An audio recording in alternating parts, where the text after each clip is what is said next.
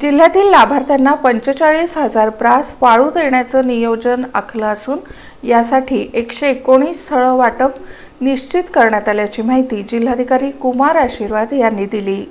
शासनाच्या मार्गदर्शक सूचनेनुसार प्रधानमंत्री आवास योजनेतील लाभार्थ्यांना 5 ब्रास मोफत वाळू देण्यात येत आहे। यासाठी जिल्ह्यातील लाभार्थ्यांना 45,000 ब्रास वाळू देण्याचं नियोजन आखण्यात आलं असून त्यासाठी 119 ठिकाणी वाळू वाटप स्थळं निश्चित करण्यात आल्याची माहिती जिल्हाधिकारी कुमार आशीर्वाद यांनी दिली। घरकुल लाभार्थ्यांना वाळू देण्यासाठी महागौण खनिज पोर्टलवर नोंदी घेण्यात येत आहेत। आतापर्यंत 698 लाभार्थ्यांची यासाठी ऑनलाईन नोंदणी करण्यात आली असून तहसील पातळीवरून त्यांना वाळू वाटप करण्यात येत आहे। याशिवाय बेकायदा उपसा आणि वाहतूक प्रकरणात जप्त केलेली 170 ब्रास वाळूही लाभार्थ्यांना देण्यात येत असल्याची माहिती जिल्हाधिकाऱ्यांनी दिली।